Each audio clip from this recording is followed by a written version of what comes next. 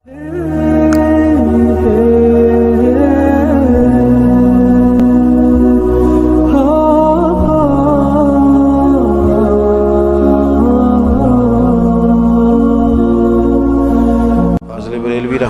अलैह फरमाते हैं कि क़यामत में मंज़र इस तरह का होगा कि नबी पाक हमारे आगे आगे चलेंगे और हमें अल्लाह की रहमत की खुशखबरी सुनाते जाएंगे। और जब हुजूर ये खुशखबरियाँ सुनाएंगे तो हुजूर के लबहाए मुबारका से फूल गिरेंगे और हम उनको उठाते जाएंगे। फरमाते हैं ख़ुद तो वो थोड़ी देर के लिए रोएंगे अल्लाह की बारगाह में कि या अल्लाह इन्हें माफ़ कर दे, खुद रोएंगे लेकिन हमें हंसा देंगे। पेश हक मुजदा शफात का सुनाते जाएंगे, आप रोते जाएंगे पर हमको हंसाते जाएंगे। और बाग़ जन्नत में मुहम्मद सल्लल्लाहु ताला अलैहि वसल्लम, बाग़ जन्नत में मुहम्मद मुस्कुराते जाएंगे, फूल रहमत के गिरेंगे हम उठाते जाएंगे। हश्र तक डालेंगे हम पैदाइश मौला की धूम और मिस्ल फारिस नजद के किले गिराते जाएंगे। और क्या ज़ौक़ बयान किया, फरमाने लगे खाक हो जाएं अदुव जल कर मगर हम तो रज़ा, दम में जब तक दम है ज़िक्र उनका सुनाते जाएंगे। जब तक सांसों की डोरी चल रही है, दम में जब तक दम है ज़िक्र उनका सुनाते जाएंगे। अल्लाह तबारक व तआला ने ना हमारे महबूब करीम अलैहिस्सलाम को दुनिया में भेजा तो फरमाया या अय्युहन्नासु क़द जाअकुम बुरहानुम मिर रब्बिकुम, ऐ लोगो तुम्हारे पास तुम्हारे रब की दलील आ गई है। अल्लाह तबारक व तआला ने महबूब पाक अलैहिस्सलाम को सिरापा दलील बना के भेजा। बाकी अंबिया किराम अलैहिमुस्सलाम के पास भी अपनी नबुव्वत के दलाइल के तौर पर बेशुमार मोजज़ात थे और हुजूर करीम अलैहिस्सलाम के तो पूरे वजूद को ही अल्लाह ने मोजज़ा बनाया है। और नबी पाक सल्लल्लाहु ताला अलैहि वसल्लम की नबुव्वत की दलीलें, हुजूर के रिसालत के मुस्तहकम दलाइल जगह जगह आपको मिलेंगे। सबसे पहली चीज़ तो ये समझने वाली है कि नबी पाक अलैहिस्सलाम ने जिस चीज़ को सबसे पहले अपनी नबुव्वत की दलील के तौर पर बयान फरमाया वो हुजूर का किरदार है, सीरत है, अमल है, हुजूर का लोगों के साथ रवैया है।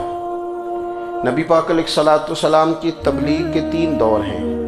एक तो हुजूर ने अपने कौल से तबलीग फरमाई है, वो 40 साल की उम्र से महबूब ने ऐलान फरमाया और तबलीग की। और एक नबी पाक सल्लल्लाहु ताला अलैहि वसल्लम बिलवास्ता हुजूर की तबलीग है जो आज तक जारी है। उम्मत के उलमा, मशाइख, मुबल्लिगीन हुजूर के दीन को आगे फैला रहे हैं। तो दरअसल ये भी तबलीग रसूल पाक अलैहिस्सलाम ही की तबलीग। और एक हुजूर की तबलीग का दौर है, हुजूर की पैदाइश से लेकर विलादत मुबारका से लेकर हुजूर अलैहिस्सलाम के ऐलान नबुव्वत तक। इस दौरान नबी पाक ने जो तबलीग फरमाई है वो अपने किरदार से फरमाई है। अरब का वो मुआशरा जो बड़ा मैला कुचैला गदला हो चुका था, जिसके अंदर सरासर मादा परस्ती का जोर था, जिसके अंदर लोग इंसानों की खरीदो फरोख्त करते थे, जिसके अंदर बेटियों को जिंदा दफन कर देते थे, जिसके अंदर जो आदमी जितना ज़्यादा मजबूत होता था उतना ज़्यादा लुटेरा बन जाता था, उस मुआशरे के अंदर रसूल करीम अलैहिस्सलाम ने 40 साल गुजारे। और इस तरह गुजारे कि जो बेगाने भी थे वो भी कहा करते थे ये सादिक है, ये अमीन है। और जब हुजूर ने ऐलान नबुव्वत किया तो फरमाया, ये कुरान मजीद के लफ्ज़ हैं, फरमाया फ़क़द लबिस्तु फ़ीकुम उमरम मिन क़ब्लिही अफ़ला ताक़िलून, मैं तुम्हारे बीच उम्र का एक हिस्सा गुजार चुका हूं, तुम्हें अकल नहीं है, शऊर नहीं है। नबी करीम अलैहिस्सलाम ने अपने किरदार को, अपने अमल को अपनी नबुव्वत की दलील के तौर पर बयान फरमाया। वो तो हज़रत हलीमा भी फरमाती हैं ना, जब मैं नबी करीम अलैहिस्सलाम को अपने घर ले गई तो मेरा अपना बच्चा भी दूध पीता था, 2 मेरे बेटे हो गए, एक मेरी ये नस्बी औलाद और हुजूर मेरी रज़ाई औलाद। तो कहती है जब मैं करीम महबूब अलैहिस्सलाम को अपने सीने से लगाती थी तो हुजूर मेरे एक पिस्तान से दूध पीते थे और दूसरा अपने भाई के लिए छोड़ दिया करते थे। یہاں سے رسول کریم علیہ السلام نے کردار کے ذریعے تبلیغ اور پھر اعلان نبوت سے پہلے ایک تنظیم عرب کے جوانوں پر، عرب کے سرداروں پر مشتمل بنائی گئی، جس میں نبی کریم علیہ السلام نے بڑا حصہ لیا سرکار نے، اور بڑے اہم لوگوں کو شعور حضور نے عطا فرمائے۔ وہ اس جماعت کا فیصلہ تھا کہ ہم سارے جوان، سارے بڑے لوگ ملیں گے۔ یہ حضور کے اعلان نبوت سے پہلے کی بات ہے۔ ہم بڑے لوگ ملیں گے، کسی بڑے کو کسی چھوٹے پر ظلم نہیں کرنے دیں گے، کسی آدمی کو کسی غریب کا حق نہیں کھانے دیں گے۔ حضور علیہ السلام نے نا اپنے کردار سے، اپنے عمل سے، اور آپ کا جو عمل ہوتا ہے نا وہ اصل ہوتا ہے۔ ایک ہوتا ہے آپ کوئی بات کرتے ہیں، اور ایک ہوتا ہے کہ آپ کوئی عمل کرتے ہیں۔ آپ جب عمل کرتے ہیں تو عمل کے ذریعے بھی لوگوں تک بات پہنچتی ہے کہ دراصل آپ کا اٹھنا بیٹھنا چلنا پھرنا کیا ہے۔ میرے رسول کریم علیہ السلام کا اٹھنا بھی ایک نبی کا، بیٹھنا بھی ایک نبی کا، بات کرنا بھی ایک نبی کا، معاملات زندگی کرنا بھی ایک نبی کا، لین دین کرنا بھی ایک نبی کا۔ ایک شخص کہتے ہیں میں نے اعلان نبوت سے پہلے حضور علیہ السلام سے کوئی چیز خریدی تھی، اور میں نے عرض کیا تھا آپ یہاں تشریف رکھیں، میں پیسے لے کے آتا ہوں۔ میں 3 دن کے بعد آیا۔ دیکھو یہ بات کرنی کتنی آسان ہے، بولنی کتنی آسان ہے، پر 3 دن یہاں میرے بھائی کو کسی شخص کو 2 گھنٹے انتظار کرنا پڑ جائے تو لوگ کہتے ہیں الانتظار اشد من القتل۔ یہ تو قتل سے زیادہ تکلیف والا معاملہ ہے، منتظر رہنا کسی کا۔ کہتے 3 دن کے بعد میں آیا تو میرے رسول کریم وہیں تشریف فرمایا۔ بس اتنا فرمایا یار تم نے مجھے بڑی تکلیف میں ڈال دیا، 3 دن ہو گئے یہاں رکے ہوئے۔ تو حضور نے اپنے کردار کو، اپنے عمل کو، اپنے معاملات کو سب سے پہلے اپنی نبوت کی دلیل کے طور پر پیش کیا۔ کسی نے کیا خوب کہا تھا کہ جو تیری جان کے دشمن ہیں وہ بھی کہتے ہیں، وہ جو تیری جان کے دشمن ہیں، بظاہر تو آئے ہیں نا ہجرت کی رات جان لے لے، لیکن امانتیں حضور کے گھر میں رکھی ہوئی ہیں، امانتیں کاشانہ نور پہ پڑی ہیں۔ وہ جو تیری جان کے دشمن ہیں وہ بھی کہتے ہیں کہ امین تو ہے اور صداقت کی آبرو تو ہے، امین بھی تو ہے، صداقت کی آبرو تو ہے۔ تو پہلے کردار، پھر دوسری بات، اللہ تعالیٰ نے اپنے محبوب علیہ السلام کو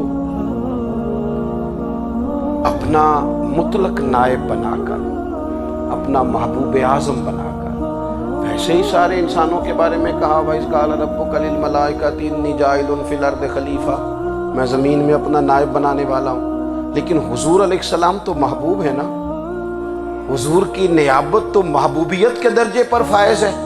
تو رسول پاک کو رب کریم نے اس طرح کا بنا کے بھیجا کہ حضرت عبداللہ ابن رواحہ رضی اللہ تعالیٰ عنہ بیان فرماتے ہیں کہ اگر حضور کوئی معجزہ نہ بھی دکھاتے، نبی کریم علیہ السلام سے کوئی اعجاز لوگ نہ بھی دیکھتے، تو محبوب کا تو چہرہ ہی اس طرح کا تھا، لوگوں نے دیکھتے جانا تھا اور کلمہ پڑھ کے جانا تھا۔ لیکن باوجود اس کے میرے رسول پاک کا اعجاز یہ ہے، کمال یہ ہے کہ حضور کبھی اشارہ کر دیں تو چاند 2 ٹکڑے ہو جائے، کبھی دعا مانگ دیں تو ڈوبا ہوا سورج واپس آ جائے، کبھی محبوب گزرنے لگے تو پتھر آپ پر سلام پڑے، کبھی حضور پہاڑ پر چڑھ جائیں تو پہاڑ وجد میں آ کر جھومنے لگے، محبوب کا کبھی نماز پڑھاتے ارادہ بن جائے تو اللہ تعالیٰ قبلے کا رخ ہی تبدیل فرما دے۔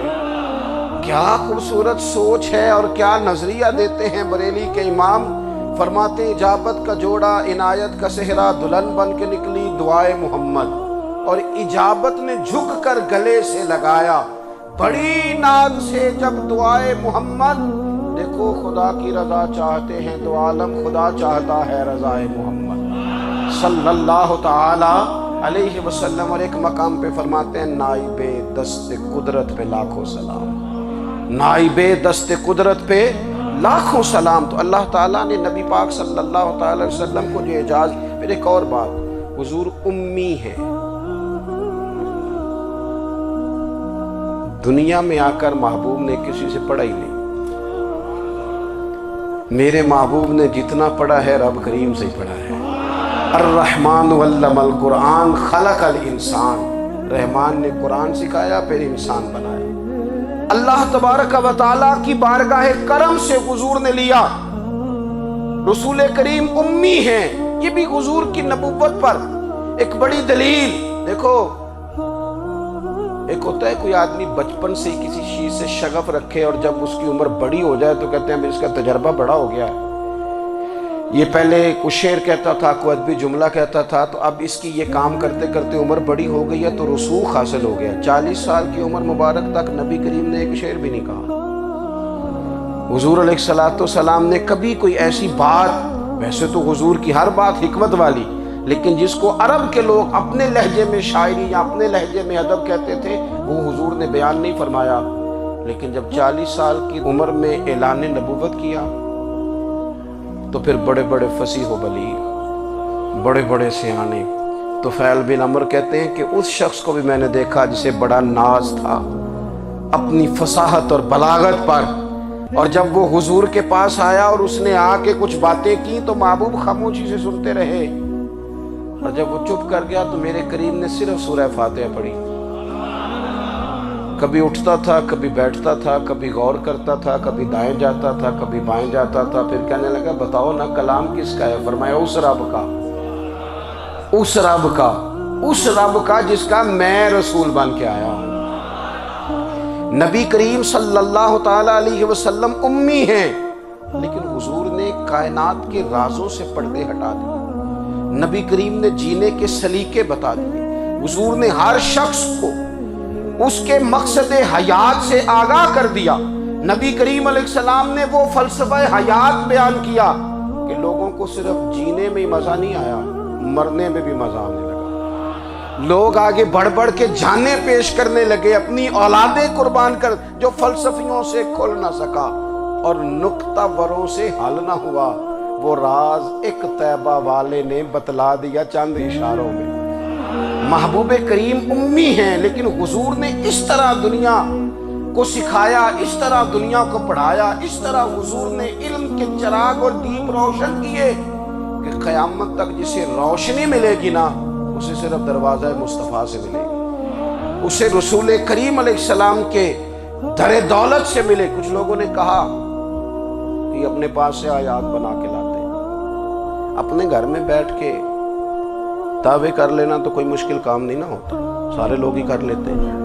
بلکہ وہ ہمارے ایک بزرگ کہا کرتے تھے، خیالی پلاؤ پکائیے تے گھیو کدے بھی کاٹ نہ پائیے، کیونکہ کون سا پیسوں کا ڈالنا ہے، زیادہ ڈالیں آپ، اور زیادہ ڈالیں۔ بہت سارے لوگ ہیں آج بھی، کچھ لبرل ہیں بیچارے، کچھ دین بیزار طبقہ ہے، وہ کہتے ہیں جناب ہمیں تو جدید باتیں بتائیں، ہمیں تو نئے اسلوب کے مطابق لے کے چلے، ہمیں تو او بھائی سن، میرے نبی پاک علیہ السلام نے فرمایا میرا قرآن کبھی پرانا نہیں ہوگا، اسے پڑھ کے دیکھ، اس کی جدت کا حسن دیکھ، یہ تو کھلا ہوا باغ ہے، تو ایک دفعہ اس کے قریب آئے گا تو خوشبو ملے گی، دوسری دفعہ آئے گا تو اس سے زیادہ تازی ملے گی، ایک دفعہ پھل کھائے گا تو مزیدار ہوگا اور دوسرا کھائے گا، ہو سکتا ہے شکل ملتی جلتی ہو لیکن ذائقہ بڑا نرالا ہوگا۔ تو تو صحیح نا، جب کچھ لوگوں نے کہا یہ خود سے بنا کے آیات لاتے ہیں تو فرمایا وَإِن كُنتُمْ فِي رَيْبٍ مِّمَّا نَزَّلْنَا عَلَىٰ عَبْدِنَا فَأْتُوا بِسُورَةٍ مِّن مِّثْلِهِ، اگر تمہیں کوئی شک ہے اس میں جو ہم نے اپنے بندہ خاص میں نازل کیا ہے تو تم بھی اس جیسی ایک آیت بنا کے لاؤ۔ اور چلو چیلنج کھلا ہی دے دیا، فرما وَادْعُوا شُهَدَاءَكُم مِّن دُونِ اللَّهِ، اللہ اور اللہ والوں کو چھوڑ دو، تفسیری ترجمہ عرض کر رہا ہوں، یعنی صحابہ کو چھوڑ دو، حضور کے ماننے والوں کو چھوڑ دو، باقی ساری دنیا کے کافر اکٹھے ہو جاؤ، ایک آیت بس قرآن جیسی لے کے آؤ، ایک آیت لے کے آؤ، ان کنتم صادقین، اگر تم سچے ہو۔ جوانوں سنو،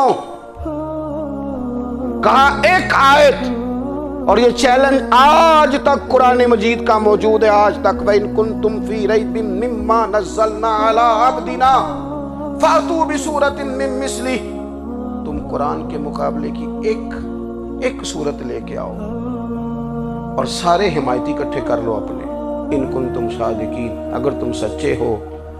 جواب تو ادھر سے آنا تھا نا، لیکن کائنات کے رب نے جواب بھی خود دیا، فرمایا فَإِن لَّمْ تَفْعَلُوا وَلَن تَفْعَلُوا، اگر تم نہ لا سکے، اور فرمایا تم لا سکتے بھی نہیں، اگر تم نہ لا سکے اور تم لا سکتے بھی، نہ خنجر اٹھے گا نہ تلوار تم سے، یہ بازو میرے آزمائے ہوئے ہیں۔ وَلَن تَفْعَلُوا، تم لا بھی نہیں سکتے، فَاتَّقُوا النَّارَ الَّتِي وَقُودُهَا النَّاسُ وَالْحِجَارَةُ، پھر اس آگ سے ڈر جاؤ جس کا ایندھن آدمی اور پتھر ہے۔ اُعِدَّتْ لِلْكَافِرِينَ، بنائی کافروں کے لیے، بنائی مومنوں کے لیے تو رب نے جنت بنائی ہے۔ اُعِدَّتْ لِلْكَافِرِينَ، یہ دوزخ اللہ نے کن کے لیے بنائی ہے؟ اُعِدَّتْ لِلْكَافِرِينَ کہتا ہے کافر کے لیے بنایا۔ تو اللہ تبارک و تعالیٰ نے میرے رسول پاک صلی اللہ تعالیٰ علیہ وسلم کو وہ کتاب عطا فرمائی، اور پھر حضور کی فصاحت و بلاغت، معرفت۔ دیکھو ایک ہوتا ہے گھنٹوں باتیں کرنا، ایک ہوتا ہے کئی والیم پر مشتمل، کئی جلدوں پر مشتمل کتب کا لکھنا، اور ایک ہوتا ہے کسی بندے کا ایک بات کرنا اور سامنے والے کی طبیعت کو اتنا جگا دینا کہ اگلی بات فوراً ہی اس کی سمجھ میں آ جائے۔ اور حضور نہ کسی کی انا کو نہیں جگاتے تھے۔ ہم بعض اوقات کسی سے خطاب کرتے ہیں، بات کرتے ہیں تو سامنے والے کی انا کو جگا دیتے ہیں، ٹھیس پہنچاتے ہیں، وہ کہتا ہے چل پھر تگڑا ہو جا میں بھی آیا۔ حضور انا نہیں جگاتے تھے، میرے نبی پاک ضمیر جگاتے تھے تاکہ وہ شخص فیض حاصل کر سکے، اسے کچھ ملے۔ نبی کریم کا جو انداز تکلم ہے وہ اس طرح کا ہوتا تھا کہ انسان خود بخود کھل اٹھتا تھا کہ مطلب یہ بات ہونے کیا لگی ہے، مطلب حضور کیا فرمانے لگے۔ نبی کریم صلی اللہ تعالیٰ علیہ وسلم ایک دن محبوب کریم نے صحابہ کے پیچھے حضور کی فصاحت و بلاغت دیکھے، فرمایا محبوب نے کتنا نادان ہے وہ شخص جو اپنے ماں باپ کو گالی دے۔ کھلی ہو گئی لوگوں کی آنکھیں، کان کھڑے ہو گئے کہ یا رسول اللہ کون ایسا بدبخت ہے جو ماں باپ کو گالی دے گا۔ اب جب سوالات ذہنی سطح پر پوری طور پر ابھر گئے نا، تو اب رسول کریم نے بات سمجھائی، یہ ہے فصاحت و بلاغت، تیرے آگے ہیں یوں دبے لچے فصحاء عرب کے بڑے بڑے، کوئی جان منہ میں زبان نہیں بلکہ جسم میں جان نہیں۔ یا رسول اللہ کون ایسا نالائق ہے جو ماں باپ کو گالی دے؟ اب جب ذہنی سطح یہاں تک ابھر آئی تو اب حضور نے سمجھایا، فرمایا جب تم کسی کے ماں باپ کو گالی دو گے نا تو وہ بھی تو جواب میں تمہارے ماں باپ کو دے گا نا، تو فی نفس ہی یہ تم نے خود ظلم کیا ہے اپنے ماں باپ پر۔ کیوں تم نے ایسا لہجہ اختیار کیا کہ جس سے سامنے والے کی انا جاگ جائے اور وہ تمہارے مقابلے میں آ کر کے کھڑا ہو جائے؟ کیوں تم نے اس طرح کے انداز اختیار کیے کہ جس سے سامنے والا بھی سارے پنجے کھڑے کر کے باہر نکل آئے اور کہے آ جاؤ پھر میں بھی میدان میں حاضر ہوں؟ رسول کریم کی فصاحت بلاغت دیکھیں نا، حضور دو چار جملوں میں ساری بات سمجھا جاتے ہیں۔ ایک حدیث پاک اگر ہماری سمجھ میں آ جائے، ایک روایت، نبی پاک صلی اللہ تعالیٰ علیہ وسلم نے فرمایا خوبصورت مسلمان وہ ہے جو بے مقصد باتوں کو چھوڑ دے۔ لو اس سے پوری زندگی سجائی جا سکتی ہے، ایک جملے سے پوری زندگی سواری جا سکتی ہے، کوئی لمبی چوڑی باتوں میں جانے کی ضرورت نہیں۔ کہا خوبصورت مسلمان یہ ہے جو بے مقصد باتوں کو چھوڑ دے، لا یعنی باتوں کو، کیا کہتے ہیں ہمارے دیہات کے لوگ، جڑے پنڈ جانا نہیں اودا راہ پوچھنے دی۔ لیکن آج کل لوگ باز آندے یعنی جس بات کا بالکل تعلق نہیں نا وہ بات بھی کرتے جاتے ہیں، جس کا شعبہ ہی نہیں وہ بھی چھلانگ لگا کے اس میں آ جاتا ہے۔ ہم اپنا وقت ضائع کرتے ہیں، اپنی صلاحیتیں ضائع کرتے ہیں، اپنا نقصان کرتے ہیں۔ ہم اپنا کام صحیح کر کے نہیں کرتے اور دوسری ساری دنیا کو ٹھیک کرنا چاہتے ہیں۔ وہ بھائی آپ جس جگہ جس شعبے سے تعلق رکھتے ہیں آپ اپنے معاملات میں مضبوطی پیدا کریں۔ حضور نے اپنی فصاحت کے ساتھ بلاغت کے ساتھ لوگوں کو قائل کیا، اور قرآن مجید کی تاثیر کا یہ اثر میرے کریم رسول نے دکھایا کہ رات کو جب حضور بیٹھ کے قرآن پاک پڑھتے تھے نا، جب یاسین والے نبی خود یاسین کی تلاوت کریں، جب طٰہٰ والے محبوب خود طٰہٰ کی تلاوت کریں، غور کرو نا، جب مدثر والے محبوب خود ان جملوں کو ادا کریں، یعنی جن کے بارے میں آیت آئی ہے، جب وہی یہ آیت پڑھیں کہ اِنَّا أَعْطَيْنَاكَ الْكَوْثَرَ، یعنی جن کا ذکر ہو رہا ہے، جب وہ یہ بات کریں کہ یا ایھا النبی انا ارسلناک شاہدا ومبشرا ونذیرا لتؤمنوا باللہ ورسولہ وتعزروہ وتوقروہ وتسبحوہ بکرۃ واصیلا، جن کے بارے میں آیت آئی ہے، جب وہ یہ کہہ رہے ہوں کہ ورفعنا لک ذکرک، جب وہ کہہ رہے ہوں والضحیٰ واللیل اذا سجی، ذرا اس کیفیت کو دیکھیں جب محبوب خود پڑھ رہے ہوں، اور جو حضور پر آئی ہیں اس کا ذائقہ، اس کا لطف، اس کا انداز بھلا کیا ہوگا۔ حضور جب رات کو پڑھتے تھے نا قرآن پاک، تو جو پکے کافر تھے نا، ابو جہل جیسے لوگ، وہ بھی جھاڑیوں میں چھپ چھپ کے مدینے والے کی تلاوت سنا کرتے، حضور کی تلاوت سنا کرتے تھے۔ یہی بہتر ہے کہ پردوں میں وہ پردہ پوش رہے، وہ اگر پردے ہٹا دے تو کسے ہوش رہے۔ رسول کریم علیہ السلام کی تلاوت کا سننا، قریب جانا، یہ اعجاز ہے۔ حضرت فاروق اعظم کہتے ہیں میں طبیعت کا بڑا ڈاڈا تھا، مزاج کا بڑا سخت تھا، زندگی ہمیشہ ڈٹ کر گزاری، باتوں پر کھڑا رہنا آتا تھا، پر جب میری بہن نے مجھے چند آیتیں سنائی نا تو میں تڑپ ہی گیا۔ گھروں آیا سا مار مقامنے نو، ہن مینو مار دے لے چلو، اوے متے عمر دی عمر برباد ہو جائے جتھے عمر سوار دے لے چلو۔ یہ اعجاز ہے رسول کریم صلی اللہ تعالی علیہ وسلم پر نازل ہونے والی کتاب کا۔ پھر حضور نے خبریں دی، نبی پاک نے خبریں دی، حضور نے فرمایا روم فتح ہوگا، وہ ہوا۔ نبی کریم علیہ السلام نے فرمایا شام فتح ہوگا، تو شام فتح ہوا۔ فرمایا ایران فتح ہوگا، تو ایران فتح ہوا۔ سراقہ بن مالک کہتے ایک گاؤں پر بھی مسلمانوں کی حکومت نہیں تھی، ایک گاؤں پر۔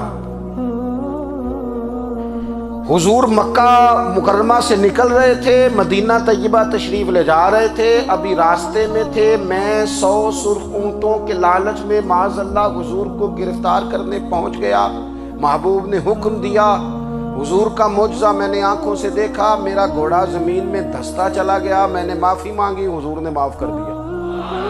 میں نے سمجھا اچانک ہو گیا ہے، یہ منوانا بھی بڑا مشکل کام ہے۔ شجر و حجر پہچان گئے، انسان کی نظروں میں شاکی رہا۔ یہ کچھ ایسے لوگ ہیں جن کو منوانا توبہ توبہ، ماننے کو تیار نہیں، دیکھ دیکھ کے بھی ماننے کو تیار ہے نہیں، ماننے کو تیار ہی نہیں۔ کہتے ہیں کہ میں نے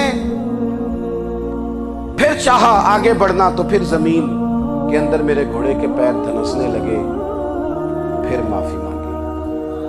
کریم تیرے معاف کرنے کی ادا پہ بھی قربان جائیں۔ یہ نہیں فرمایا کہ تو بار بار یوں ہی کرتا ہے، فرمایا معافی مانگتا ہے، جا میں نے معاف کیا۔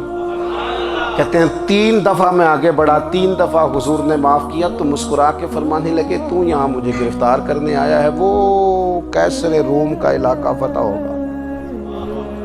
وہ کنگن جو پہنتا ہے نا ہاتھوں میں، بادشاہ کے کنگن معروف ہیں، وہ تیرے ہاتھوں میں آئیں گے۔ اللہ کرے آپ سمجھیں، یہ جو لوگ ڈری ڈری سہمی اور ہمارے بچے مایوسی کی معاذ اللہ باتیں کرتے ہیں، وہ دیکھیں حضور کس طرح کی گفتگو فرماتے ہیں۔ ابھی ایک گاؤں پر بھی اسلام کی حکومت نہیں، لیکن حضور کا خبر دینے کا انداز۔ کریم فرمانے لگے وہ کیسر روم کے جو کنگن ہوں گے وہ تیرے ہاتھوں میں آئیں گے۔ جناب سراقہ بن مالک فرماتے ہیں کہ میں مسلمان ہو گیا، حضور کا وصال ہو گیا، کنگن نہیں آئے۔ حضرت ابوبکر صدیق کا وصال ظاہری ہو گیا، کنگن نہیں آئے۔ جناب عمر کا دور آ گیا، سراقہ بوڑھے ہو گئے۔ کوئی بندہ پوچھتا نا کہ اب تو عمر ڈھل گئی ہے، زندگی کا پتہ نہیں، کہنے لگے نہیں میں نہیں جاتا، جب تک کنگن نہیں آتے اسرائیل کوئی نہیں آئیں گے، کیونکہ ساڈے نبی دی زبان ساڈے واسطے قرآن۔ جو دن کو کہہ دیا دن ہے تو دن نکل آیا، جو شب کو کہہ دیا شب ہے تو رات ہو کے رہی، اور خدا نے ان کی زبان کو وہ اختیار دیا، جو نکلی منہ سے ان کے وہ بات ہو کے رہی۔ اور فاضل بریلوی کا تو انداز ہی پھر انوکھا ہے نا، وہ تو کہتے ہیں وہ زبان جس کو سب کن کی کنجی کہے، جس کو سب کن کی کنجی کہے، اس کی نافذ حکومت پہ لاکھوں سلام۔ کہنے لگے نہیں آتے حضرت اسرائیل، فکر نہ کرو، بوڑھے ہو گئے تھے، نکلنا گھر سے بند کر دیا تھا، حضرت عمر کا دور تھا، کنگن آ گئے۔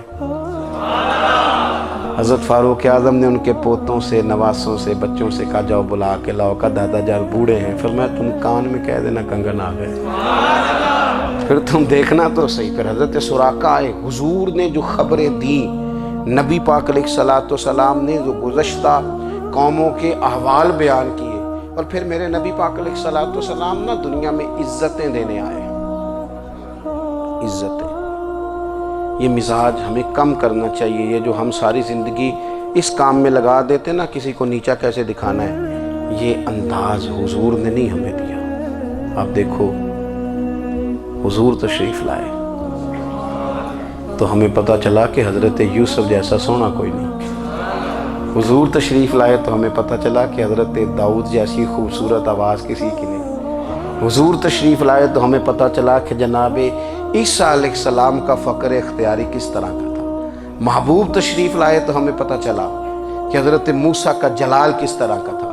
یہ تو حضور آئے تو نبی پاک علیہ السلام نے اس کی بھی عظمت بیان کی، اس کی بھی شان بیان کی، حضور نے بتایا کہ ابو بکر صدیق کی شان کیا ہے، فاروق اعظم کا مرتبہ کیا ہے، عثمان غنی کی حیا کیا ہے، مولا علی کی شجاعت کیا ہے، اہل بیت نبوت کی عظمت کیا ہے۔ حضور آئے عزتیں دینے، ماں کو عزت دی مدینے والے رسول، کہا جس کا باپ راضی ہو گیا اس کا رب راضی ہو گیا، فرمایا جو 2 بیٹیاں 3 بیٹیاں 4 بیٹی بہنیں یا 1 بیٹی یا بہن بیاہ کے آ گیا نا، اس طرح میری 2 انگلیاں جڑی ہوئی ہیں، میرے ساتھ جڑ کے جنت میں جائے۔ رسول کریم صلی اللہ تعالی وسلم نے عزت دی، عزت دی۔ حضور عزتیں دینے، کوئی اعزاز نہیں، ان پڑھ بندہ ہے، سادہ ہے، غریب ہے، مزدوری کرتا ہے، ہاتھوں پہ چھالے، یا رسول اللہ اس کا بھی کوئی اعزاز ہے؟ قربان جائیں، میرے کریم نے عزت دی، فرمایا محنت کر کے روزی کمانے والا تو اللہ کا دوست ہے، یہ اینٹیں اٹھانے والا، یہ مشقتیں کرنے والا، یہ صبح دیہڑی پہ جانے والا، یہ بیچارہ جو اچار سے روٹی کھاتا ہے، تو نے ہر شخص کی قسمت میں یہ عزت لکھی اور آخری خطبے کی صورت میں وصیت لکھی۔ رسول کریم نے ہر بندے کو اعزاز دیا، عظمتیں دی، حضور عزتیں دینے آئے، نبی پاک علیہ السلام نے اعزازات دیے، حضور نے نوازا، یہ ساری چیزیں میرے رسول پاک کی تشریف۔ اور پھر یہ جو حضور کے صحابہ اور اہل بیت ہیں نا، یہ بھی میرے نبی پاک کی نبوت کی دلیل ہے، اتنی جلدی انقلاب آیا نہیں کرتے، وہ کل تک جو رہزن تھے حضور نے راہبر بنا دیے، وہ لوگ جو کل تک ایک دوسرے کے گلے کاٹ کے کھاتے تھے، ایک دوسرے کو مارتے تھے، تکلیف پہنچاتے تھے، برادری ازم پہ لڑتے تھے، حضور نے بھائی بھائی بنا دیے، ایک پلیٹ میں کھانا کھانے لگے، سیدنا بلال حبشی، صہیب رومی، سلمان فارسی، حضور نے یوں کر کے ملا دیا۔ نبی کریم علیہ السلام نے تقسیمیں ختم کر دی دنیا میں، حضور کہ صحابہ نے اپنا کردار اس طرح کا دکھایا، اتنا بلند کیا، اور صحابہ کرام علیہم رضوان اس کو دیکھ کر اتنی بلندیوں پہ گئے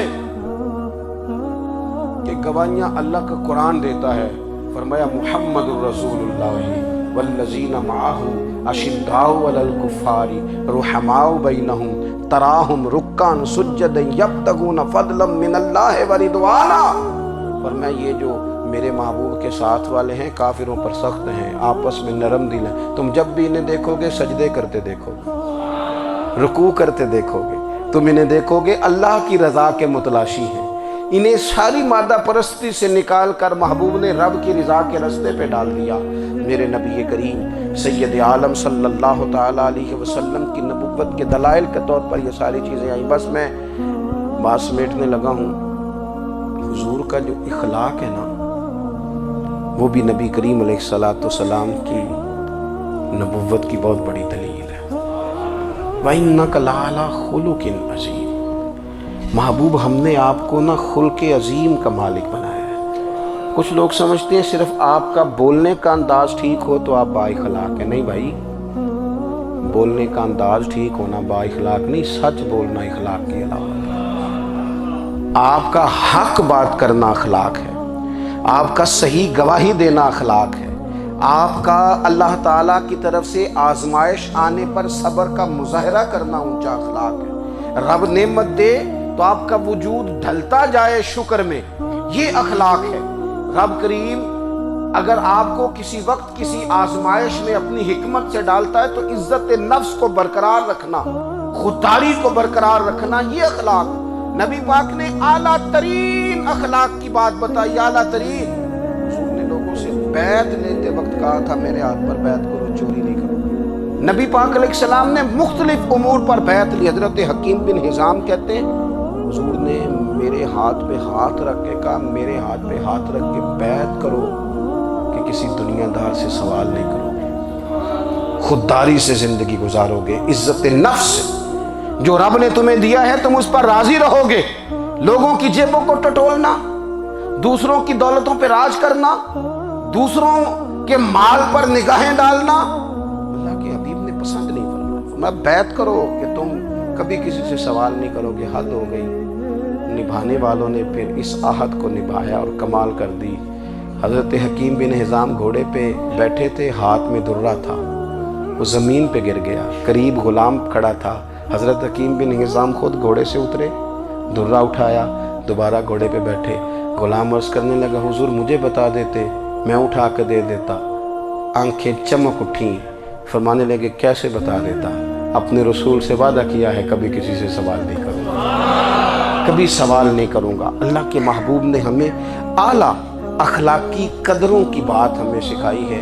ہم دیکھتے ہیں کہ بڑی جلدی 2 4 5 لوگوں کے غصہ دلانے پر ہم ساری اخلاقی حدوں کو کراس کر جاتے ہیں۔ دوستو ہمارا ایک ویژن ہونا چاہیے، ہمارے ذاتی رویے بڑے معتبر ہونے چاہیے، لین دین کے معاملات کے اندر مسلمانوں کو بڑا صاف ستھرا ہونا چاہیے۔ ہمیں اپنی معاشی زندگی میں روزمرہ کے معاملات میں ہماری توجہات کا مرکز صرف اللہ رسول کی ذات ہونی چاہیے۔ رب کریم نے اپنی حکمت سے کسی کو کتنا دیا ہے یہ اس کی حکمت کے تقاضے ہیں۔ ہمیں اس نے جس رنگ میں جس حال میں رکھا ہے ہمیں اپنے رب کی رضا پر بہت زیادہ مطمئن ہونا چاہیے۔ اچھا پھر ایک اور بات، جن چیزوں کو ہم نے دکھ بنایا ہے نا یہ تو وہاں دکھ تھا ہی نہیں۔ مہینہ مہینہ چولہا نہیں جلا لیکن کسی جگہ اظہار غربت ہے، حضور کی اولاد پاک کا یا صاحب کا یا ازواج کا۔ مہینہ مہینہ چولہا نہیں جلا لیکن یہ اخلاق عالیہ کا حسن دیکھو، اپنے گھر مہینہ مہینہ چولہا نہیں جلا، جو مانگنے آیا اسے جھولی بھر کے عطا فرمایا، کوئی دروازے سے خالی نہیں گیا۔ عزیز بھائی اگر زندگی میں اخلاقی قدریں ہم اپنا لیں اور ہم تھوڑا تھوڑا کر کے اپنے آپ کو تبدیل کریں، ساری زندگی توجہ رہی کہ فلاں کیا کر رہا ہے فلاں کیا کر رہا ہے، تھوڑا سا گردن کو جھکا کے اپنے اوپر توجہ ڈالیں، اپنے آپ کو وقت دیں، حضور کے اخلاق عالیہ کی روشنی میں، تعلیمات حسنہ کی روشنی میں ہم اپنے کردار و عمل پر تھوڑی توجہ دیں۔ اس وقت بہت بڑی تعداد میں امت مسلمہ ہے اور ایسا نہیں ہے کہ دولت نہیں ہے، دولت سے بھی سرشار ہیں۔ ہمارے ہاں بڑے بڑے انجینئر ہیں، بڑے بڑے ڈاکٹر ہیں، لیکچرار ہیں، ہمارے پاس بڑے بڑے ہاسپٹل ہیں، بڑا کچھ ہے، لیکن کردار و عمل کے بادشاہ، اپنی زندگی تقوی کی روشنی میں گزارنے والے ان لوگوں کی تعداد کم ہے۔ اگر کوئی آج بھی سارے کام نیک کرے لیکن جائیداد میں سے بیٹی کا حق رکھ جائے پھر اس نے کیا میلاد منایا ہے؟ اگر آج بھی جو 2 4 لوگ بیچارے اس کے زیر دست ہیں، ملازمین ہیں، ان کے ساتھ اس کا رویہ انتہائی سخت ہو تو اس نے کیا میلاد منایا؟ اگر آج بھی وہ برادری ازم کی بنیاد پر دوستیاں کرے اور چھوٹے بڑے کی وہ تقسیم رکھے، جسے حضور نے فرمایا کہ قبیلے تو تعارف کے لیے، ورنہ کسی عربی کو اجمی پر، گورے کو کالے پر کوئی فضیلت نہیں۔ اگر کوئی آج بھی اس برادری ازم کا قائل ہے پھر اس نے کیا میلاد منایا؟ اگر کوئی شخص آج بھی اپنے آپ کو مادہ پرستی میں پوری طرح دھکیل چکا ہے اور رضا الہی کا مسافر نہیں بنا تو اس نے کیا میلاد منایا؟ اپنی طبیعتوں میں روحانی تبدیلی اور وہ خاص افکار جو حضور اپنے غلاموں میں پیدا فرماتے ان افکار کو پیدا کرنا، سوچوں کو بدلنا، سوچوں کو، نظریات کو بدلنا، اپنے روزمرہ کے معاملات کا جائزہ لینا کہ ہم کس طرح آگے بڑھ سکتے ہیں اور کس طرح ہم ایک بہترین امتی اور ایک بہترین مسلمان بن سکتے ہیں، اس پر توجہ دینا، یہ میلاد ہمیں سبق دیتا ہے۔ اللہ تعالیٰ مجھے اور آپ کو عمل کی توفیق عطا فرمائے۔ آخر دعوانا ان الحمد